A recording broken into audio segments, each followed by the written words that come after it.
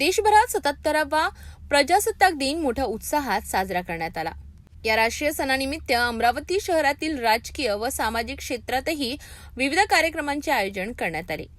26 जानेवारी भारताच्या संविधानाची अंमलबजावणी झाल्याचा गौरवशाली दिवस देशभरात 77वा प्रजासत्ताक दिनाचा वर्धापन दिन म्हणून साजरा करण्यात आला। अमरावती शहरातील राजापेठ परिसरात असलेल्या बडनेरा मतदारसंघाचे आमदार रवी राणा यांच्या कार्यालयातही ध्वजारोहणाचा कार्यक्रम पार पडला। यावेळी आमदार रवी राणा यांच्या हस्ते ध्वजारोहण करण्यात आले।